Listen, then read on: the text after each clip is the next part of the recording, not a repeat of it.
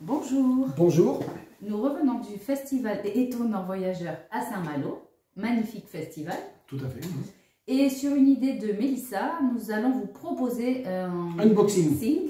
Unboxing, ouais. Pour vous présenter tous les livres que nous avons achetés. Nous n'avons pas été raisonnables du tout. Ça confine même à une certaine folie. Il n'y en a qu'une dizaine en même temps. Alors, comme c'est sur la chaîne Teneur 45, je présente brièvement, pour celles et ceux qui ne la connaissent pas, Claire Tasté, Vaucan Lettres, voilà, sur Instagram, célèbre bookstagrammeuse. Et donc, voilà, on n'a pas été tellement déraisonnable. Il n'y en a qu'une dizaine, en fait. Ça te paraît un peu excessif parce que tu as aussi reçu des livres en cadeau cette semaine pour ton anniversaire, voilà, en fait. Voilà. Donc, du coup, ça faisait, voilà. Voilà. Mais, ok. Bah, on va vous présenter, donc, c'est de l'unboxing. C'est des livres qu'on n'a pas lus, mais c'est des livres qu'on a achetés. Et comme je viens de Instagram, c'est-à-dire qu'il propose des formes courtes, ça va aller assez vite. Ouais. Bon, ok. Allez, non, vas-y, comment? Vas-y. Alors, je commence. Alors, ça, c'est Gabrielle Roy, La détresse et l'enchantement. C'est un récit autobiographique de la part de Gabrielle Roy. Gabrielle Roy, c'est une écrivaine canadienne qui n'est pas québécoise d'origine, mais qui a fait sa vie au Québec. Et c'est une écrivaine que je lis et que j'aime beaucoup. Malheureusement, elle est éditée, elle est éditée par Boréal, et qui est une maison d'édition qui est assez difficile à trouver en France. J'ai profité du stand de la librairie canadienne, la librairie du Québec, librairie qui se trouve à Paris, qui avait un stand au festival pour dégoter ce récit. Voilà. Difficile à trouver, ouais. Et donc Gabrielle Roy, c'est une écrivaine du XXe siècle. Oui, tout à fait. Elle est morte en 1983. Okay. Ouais. Donc on a pas mal de livres, mais celui-là manquait visiblement à notre tableau de chasse. Alors je poursuis avec quelque chose de pas strictement littéraire et une maison d'édition qu'on aime énormément. Petite maison d'édition Anacaona, dirigée par Paula Anacaona, donc c'est le nom de la maison d'édition aussi. Et c'est une maison qui est spécialisée pas seulement dans les sciences sociales d'ailleurs, parce qu'il y a aussi des écrivaines, il y a Conceição Evaristo notamment qui est publié, mais il y a quand même beaucoup de sciences sociales et de sciences sociales brésiliennes en fait. Donc Paula Anacaona, elle fait un énorme travail de traduction et de diffusion auprès du public francophone de textes très contemporains, d'anthropologie, de sociologie brésilienne. Donc là, Pesticides, un colonialisme chimique de Larissa Mies Bombardi, que j'ai quasiment fini de lire, très intéressant. Je pense que tout est dans le titre, j'en dis pas plus. Et Cida Bent, le pacte de la blanchité, et donc c'est traduit par Paula Anacaona, et c'est de 2023, ces textes-là, ils ont été publiés vraiment récemment. Celui-ci 2024 même, donc c'est tout récent. Et donc, on ne dira jamais assez, je dirai jamais assez tout bien que je pense d'Anacaona. Et on la salue puisque nous avons eu le plaisir de pouvoir discuter avec elle assez longuement pour la première fois, c'est vrai, tout à fait. Je continue. Alors moi pour ceux qui me connaissent savent que je lis beaucoup de littérature du Québec. Et le Québec était l'invité d'honneur cette année du festival. Donc forcément, moi j'ai acheté essentiellement des livres québécois. Alors celui-ci, Amy Titown, bon, je ne suis pas trop sûre, Parlons-nous, c'est un livre qui a été édité par Mémoire d'Encrier il y a quelque temps déjà, puisqu'il date de 2017, mais il m'avait échappé. Et le principe de ce livre, c'est que des écrivains québécois autochtones et européens, issus de la colonisation européenne, se parlent, ils se sont écrits. Et alors en feuilletant le livre, j'ai trouvé ça assez séduisant. D'abord le projet, parce qu'effectivement ils ont besoin de se parler, véritablement. Et puis le livre se présente comme bien sûr des lettres, mais présenté sous forme d'abécédaire. Donc alors j'ai pas encore lu, mais je trouve que le projet est assez innovant et donne une forme aussi un petit peu singulière à cette œuvre. Donc je vous en dirai plus quand je l'aurai lu d'ici 2 ans, vu tous les livres que j'ai à lire. Mais bon, voilà. On va pas le redire à chaque fois. Ah si, quand même, on le redit à chaque fois. Ok, tiens, on continue avec aussi les maisons d'édition qu'on aime bien et qu'on aime énormément soutenir depuis le début. La maison d'édition Projectile, ça a été l'occasion de rencontrer Magali Ducillos et puis de retrouver Nassoud Djelani, de pouvoir passer un petit moment à discuter. On les salue bien, on salue toute l'équipe de Projectile, avec ce texte qui vient de paraître dans la collection « Quel est ce mystère d'écrire » FICRA. Alors la maison d'édition Projectile, elle se spécialise principalement dans les littératures de l'océan Indien, et plus généralement dans la littérature des îles, d'où ce texte de Lionel Trouillot, écrivain haïtien, donc on n'est pas dans l'océan Indien, j'ai pas besoin tout de suite de réviser ma géographie, enfin j'en ai besoin, mais ça, il y a peut-être des anecdotes, non, tu veux pas raconter l'anecdote de la Manche et de l'océan Atlantique, non? Non, parce que j'ai dit qu'on allait faire court. C'est vrai, putain, t'as honte de moi. C'est pas ton avantage. Ah, c'est pas mon avantage. Bon. Donc Lionel Trouillot, donc romancier haïtien, qui livre là un texte, Lettres à Matisse, sur la littérature et autres choses humaines, et c'est dans une collection des éditions Projectiles, qui est vraiment consacré à des écrivains parlant de leur activité d'écriture et d'écrivain. Il y a un très très beau texte d'Ananda Levi, par exemple, dans cette collection-là. Voilà. D'un Trouillot à une Trouillot. Evelyne Trouillot, autrice haïtienne cette fois. Alors, Rosalie l'infâme, c'est un roman que j'ai déjà lu, qui est un roman qui retrace la vie des esclaves en Haïti.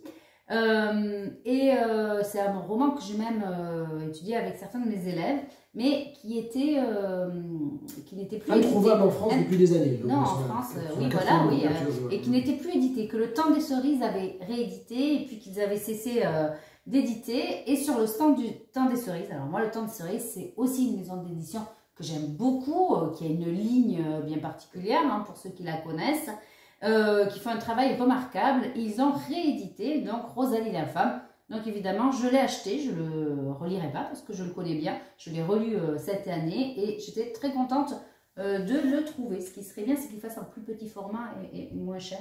Mais pour les élèves, pour les élèves. Mais bon, voilà. Ok, on continue avec une maison d'édition spécialisée dans la littérature lusophone, les éditions Chandaigne, là aussi une maison d'édition que j'aime beaucoup, qu'on aime beaucoup. Et donc un texte de Miyakout qui m'avait complètement échappé, j'avoue, c'est vraiment un écrivain mozambicain que je lis depuis très longtemps, un des très très grands écrivains de langue portugaise. Et donc ce petit récit, traduit comme toujours par Elisabeth Monteiro Rodrigues, est sorti en 2005 et en 2015 dans cette édition révisée, ça m'avait totalement échappé. Tombe au fond de l'eau, et l'éditrice m'a dit que c'était peut-être le meilleur de ceux qu'ils avaient édités. Et puis tant que j'en étais à regarder le rayon traduit du portugais, Afrique lusophone, j'ai aussi acheté ce texte, Le Retour du mort de Suleiman Kassam, nouvelle traduite du portugais, traduite par Isabelle Valle Ferreira et Annick Moreau. Et c'est étrange déjà parce que c'est des nouvelles, mais c'est en version bilingue, donc il y a le portugais, ce qui est une pratique relativement courante pour la poésie, mais beaucoup moins pour les nouvelles, ça m'a un peu intrigué. Voilà, les éditions Chandaigne, très sympa aussi. Ouais. Alors moi, très rapidement, je reviens chez les écrivaines québécoises. Donc Hélène Dorion, je pense qu'on n'a plus besoin de la présenter. Hélène Dorion, c'est une grande poétesse québécoise, c'est aussi une romancière que je lis depuis un certain nombre d'années déjà. On a beaucoup parlé récemment parce que c'est la première femme vivante qui a été inscrite au programme du baccalauréat avec son recueil Mes forêts. Elle est éditée pour ce qui est de la poésie chez Bruno Doucet, qui est une maison d'édition que j'aime bien. Et donc j'ai acheté son dernier recueil de poésie qui s'appelle Cœur comme livre d'amour. Et finalement, alors c'est des recueils lyriques hein, chez Hélène Dorion, mais là elle s'interroge finalement sur la place du cœur et la métaphore du cœur aussi en poésie, plus largement dans la littérature. Donc voilà. Alors on l'a pas dit et ça va rallonger la vidéo, donc je vais me faire taper sur les doigts, mais évidemment au festival Les Tournois Voyageurs de Saint-Malo, où il y a un salon du livre où on s'est un peu ruiné, il y a aussi énormément de rencontres et de présentations, et Hélène Dorion fait partie des nombreux écrivains et écrivaines que l'on a pu entendre hein, au café littéraire samedi matin, voilà. Ok, et bien autre écrivaine qu'on a pu entendre à une autre table ronde, non c'était la même table ronde, pardon, je me les mélange. Catherine Leroux, mais je vais te laisser en parler parce que c'est toi qui l'as déjà lu. Oui, tu as déjà lu un livre d'elle, ce qui n'est pas mon cas. Donc c'est une écrivaine québécoise, c'est une romancière. Donc moi j'avais lu un roman qui avait été publié en France, alors je me souviens plus l'éditeur, mais peu importe, qui s'appelle L'Avenir, et c'est un roman un peu post-apocalyptique dans lequel l'effondrement a eu lieu, et ça se passe à Détroit, hein, la ville américaine, Et en fait, une société se recrée, et en particulier dans la forêt, dans la végétation, qui a repris un petit peu ses droits.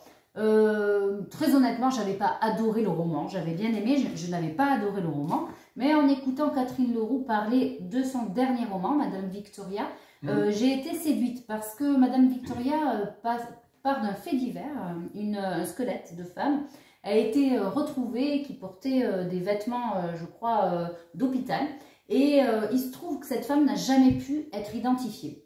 Donc dans Madame Victoria, Catherine Leroux imagine qui a pu être cette femme et quelle aurait pu être ses vies, quelle au pluriel. Elle imagine autant de vies que de autant de Victoria que de vies possibles. Donc il y a plusieurs chapitres qui sont à chaque fois des possibles narratifs. Des possibles narratifs, ouais. C'est un peu Oulipière finalement comme principe. Et voilà, ça m'a séduit. Alors on est chez Asphalt, qui est une maison d'édition, me semble-t-il, canadienne. Canadienne, oui. D'ailleurs, ils le mettent, j'ai recherché, celui dont tu parlais, L'Avenir, il a été publié au Canada en 2020 et en France en 2022, mais ils ne disent pas dans quel... Voilà. Moi, j'ai lu évidemment la version française, puisque c'est toujours pareil, quand il n'y a pas d'accord entre éditeurs ou entre diffuseurs, on paie les droits sur les livres qui viennent du Canada. Quand ils n'ont pas de diffuseur en Europe, on paie les droits, ils sont beaucoup plus chers. Bon. Voilà. Elle est en train de faire court là. Alors qu'est-ce que je voulais dire? Court, c'est OERT bien sûr. Alors qu'est-ce que je voulais dire? Il n'en reste pas beaucoup, donc peut-être rapidement, celui-là tu voulais l'acheter déjà il y a un petit moment, et là il était aux éditions des femmes. Excellente maison d'édition. On s'est arrêté aussi dans Luba Yakimchuk, prononciation non garantie, Les abricots du Donbass. C'est une poétesse ukrainienne et c'est des poèmes très récents, ça va de 2020... je ne vais pas dire de bêtises, de 2012 à maintenant, je crois, ou pas loin, vraiment, je me demande, il y a des poèmes, je crois, qui ont peut-être été écrits même depuis l'invasion russe. Bon, voilà, donc on avait envie de la lire, donc Les abricots du Donbass, voilà, et puis, pour finir avec celui-là, l'avant-dernier, là encore, c'est le 4e livre paru en français de River Solomon, qu'on ne présente pas, auteurice non-binaire, alors, qui se présente jamais comme étant des Amériques et qui d'ailleurs maintenant je crois vit dans un autre espace colonial qui est le Royaume-Uni me semble-t-il. Soif de sang, surtout que River Solomon, moi je la lis depuis le début en anglais, j'enseigne même un de ses livres, ce que les habitués de cette chaîne le savent, The Deep, Les Abysses en français. Et donc, River Solomon, tout est traduit aux éditions Aux Forges de Vulcain. On salue bien fort David, avec qui on a pu discuter, David Meulmans.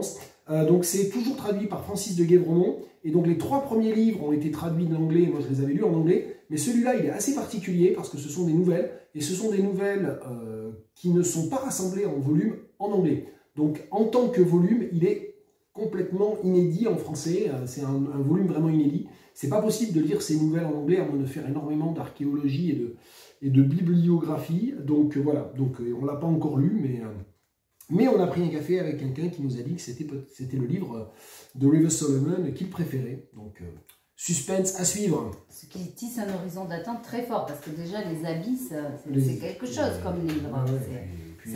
Même l'incivilité. Enfin, moi je me demande si je préfère pas l'incivilité des fantômes qu'il faudrait que je relise. The Kindness of Ghosts, voilà. Moi j'avais moins aimé Sorrowland, mais bon. Et on termine. Alors, on termine par un livre unique, à plus d'un titre. D'abord parce que c'est le seul que nous n'ayons pas acheté. C'est un livre qui m'a été offert par son auteur, Michel Jean. Alors Michel Jean et moi, maintenant, c'est une longue histoire, d'amitié évidemment, on peut dire ça.